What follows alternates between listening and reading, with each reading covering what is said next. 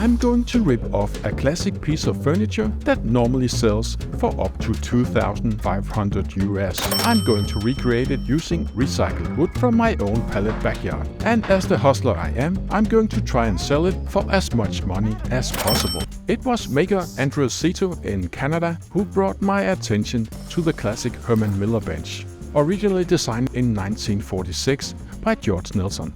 It's still very popular all over the world, and it's still selling for quite a lot of money. Wow, that is a lot of money for a bench. So if I want to make a profit on this build, it is really important that I keep the cost down. It seems like a very easy build, famous last words, with 12 boards and 3 to 4 stringers, and some weirdly angled legs. It seems like just the perfect project for this little woodshop, or a disaster waiting to happen. I have these weird pallets, where the main benefit is that the boards are pretty long. It's just a regular pine pallet. I haven't tried to dismantle this type of pallet before. My first attempt trying to hammer these massive stringers off like I do with Euro pallets. But they didn't move. So I went another route and put the pallet on the floor upside down and started to punch each board off individually.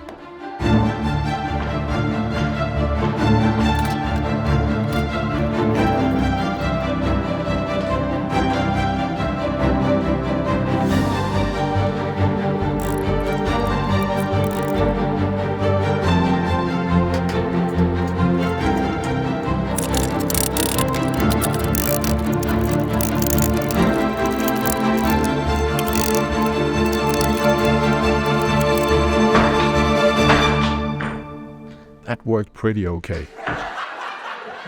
The boards were a little rotten at the ends and many nails just went through the boards. In retrospect, it would have been easier to cut the ends off with a circular saw and just punch the board off the middle stringer. Hindsight is 2020, right? I'm going to use the stringers from this pallet to make the legs of the bench later, so I better denail them.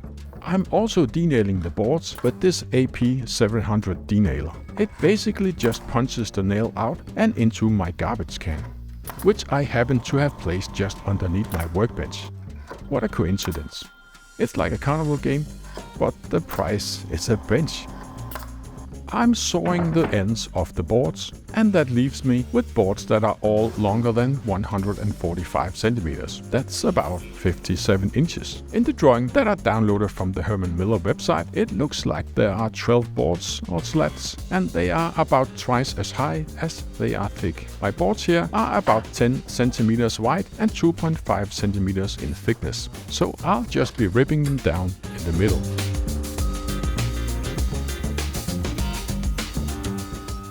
That little operation just gave me twice as many boards to work with. It's like magic, or just math. I adjusted the fence on the table saw a little and cut off the opposite side of the board, bringing it down to about 4.5 centimeters in height. I guess it's like giving the boards a little haircut, just a little trim, because they are going to be standing up like this in the final product. The width of the boards is about 2.5 centimeters, and I have calculated the width of the boards on the original bench to be about 2 centimeters. So I bring out my old and trusted, mostly old, thickness planer and take a few millimeters off each side. A few extra passes and the boards are down to the magic 2 centimeters. There's a reason I need them to be that exact, and we'll see that soon. I cut all the boards down to exactly 145 centimeters. I do that by very precisely adjusting my homemade stop block system on my miter saw. All the boards and the stretches in the bench are joined together by half-lap joints. It's not a very difficult joint, but there are so many of them on this very simple bench. My buddy Andrew Szeto made the cuts on his table saw using a regular saw blade. That required a lot of cuts for each joint. You'll need to be a really experienced table saw user to do that. You know, like a woodworking wizard. He also suggested using a dado in the table saw to make more precise cuts. I'm not a table saw wizard like Andrew, and dado stacks for table saws are forbidden in Europe. Something with safety, the time it takes a dado blade to stop rotating. It's like us in the European Union has never heard of living life on the edge of a saw blade. But then I saw that I actually could get a dado stack at my European hardware store. And this is apparently the first dado blade that's approved by the EU. I haven't seen any other European woodworkers use this yet, so this could be the very first European dado YouTube video. Legally, of course. I'm basically a woodworking pioneer. To be honest, I was a little nervous mounting and starting up the dado blade for the first time. It is made up of 2 outer blades and up to 3 inner blades to be able to adjust the width of the cut. I had no idea if it was possible to assemble it the wrong way, so hitting the on button for the first time was kinda nerve-wracking.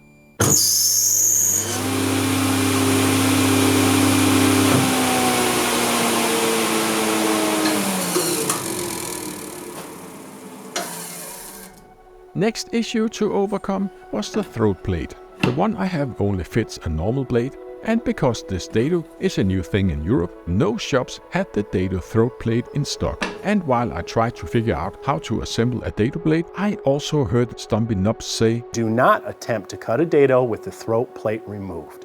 Put in a homemade insert if you must, but keep it covered." So I guess I'll be making a throat plate. I mean, how hard can that be? Famous last words. I found a piece of scrap plywood that was about the same thickness as my existing throat plate.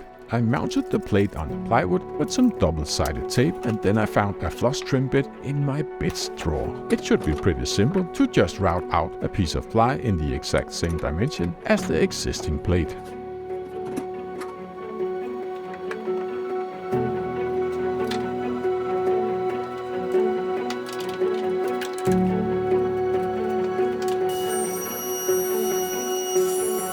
Okay, so my double-sided tape is not that sticky.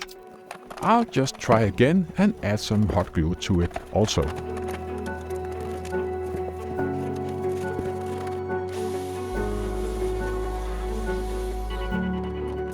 So that time I forgot all about double-sided tape and only used hot glue. And that worked.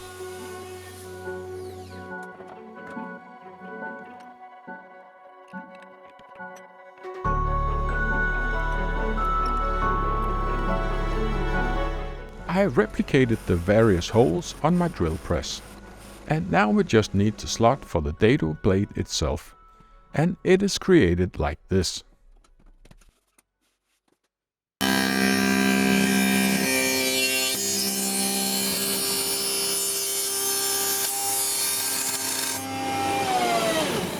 It's like we are breaking new ground here, or at least new plywood.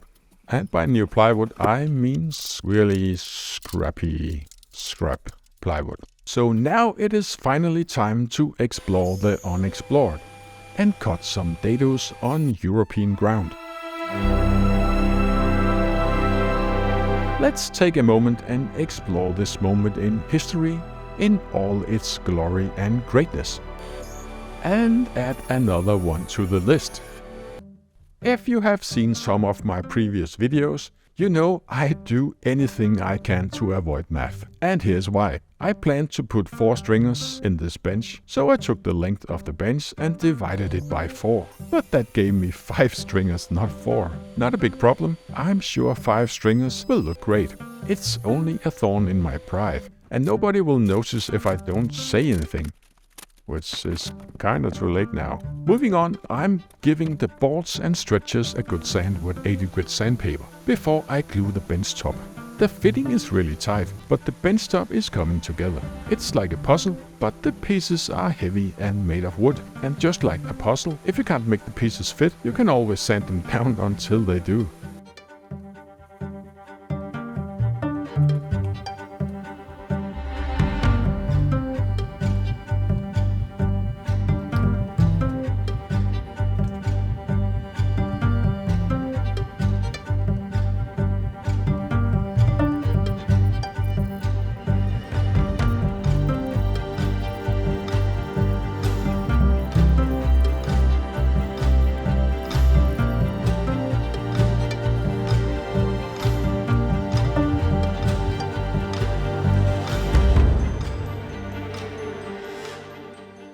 So while this pallet wood puzzle dries, I'm directing my focus to making the legs.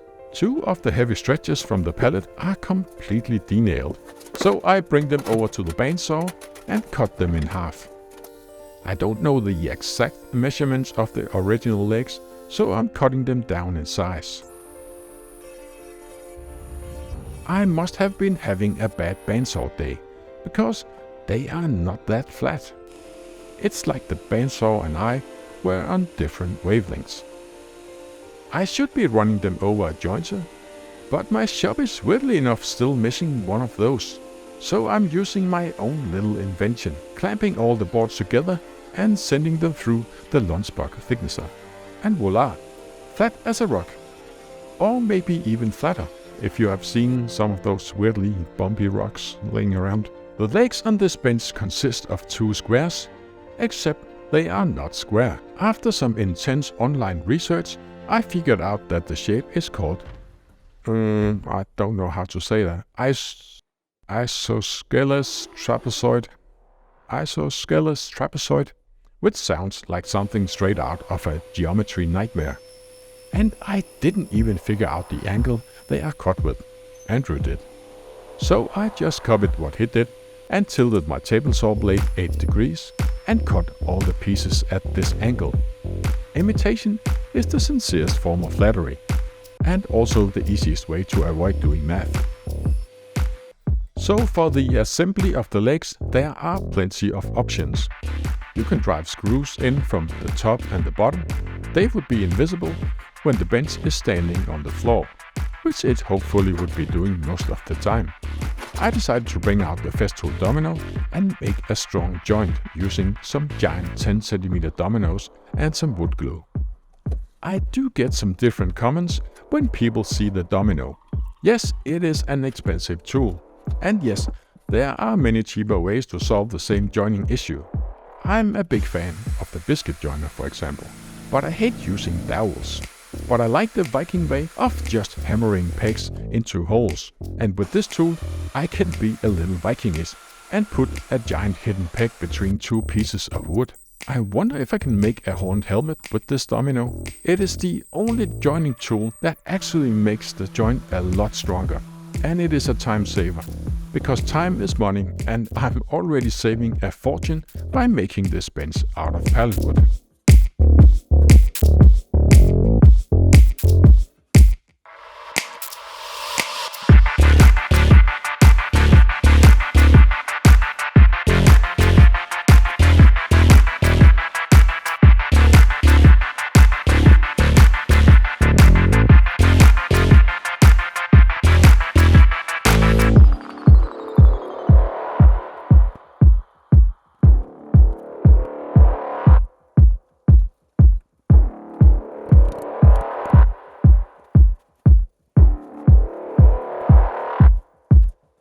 While the legs, I mean of course the trapezoids, are drying in clamps, I'm getting fancy and pull out my Japanese pull saw to cut the ends flush.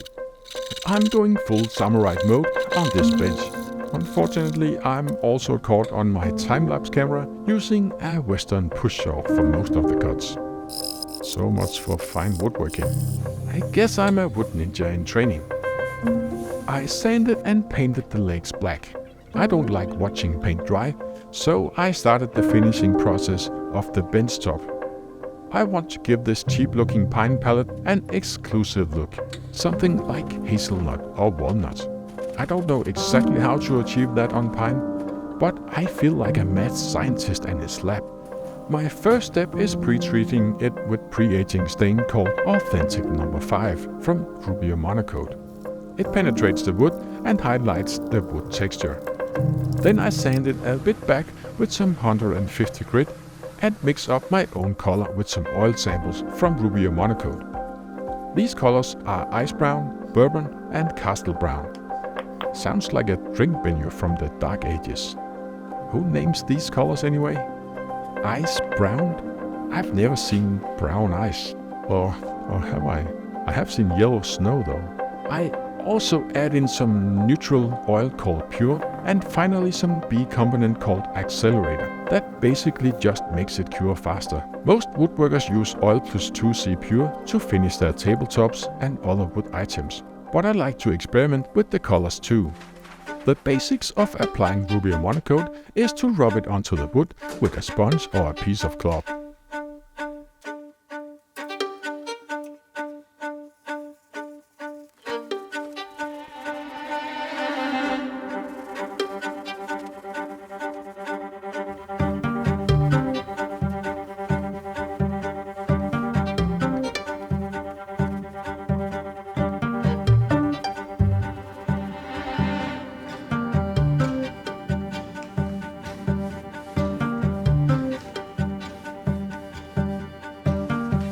When all the surface is covered and there are no dry spots, you just wipe off the excess with a dry cloth.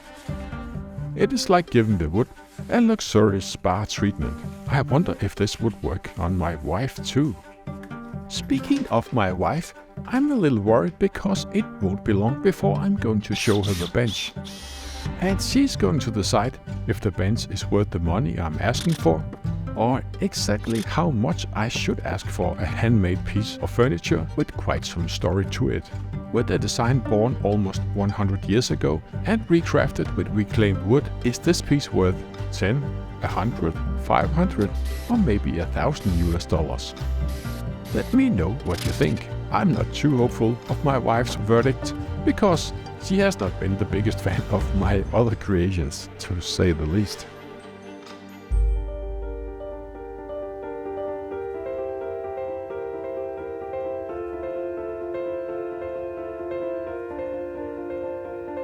Nej, hvad har du lavet? Nej, hvor er den flot, skat. Nej, det er en god kaffebænk. Ej, nu spildte jeg kaffe på gulvet. Jeg blev helt overrasket. Nej, hvor er den pæn. Ej, hvor er den flot. Ej.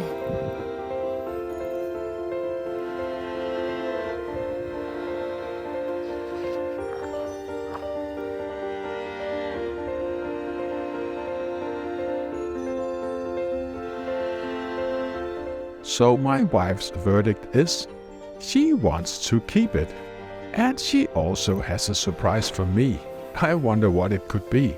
But before we go into that, if you are interested in owning a piece of reclaimed wood history, you'll be happy to know that I'll be custom making these benches on my website going forward. And you can also see the prices we have decided on. And now to my wife's surprise. I was hoping for something else, but she liked the pallet wood bench so much that she wanted me to rebuild our old IKEA kitchen from pallet wood. Sounds like a lot of work, but I think it would make a pretty good video.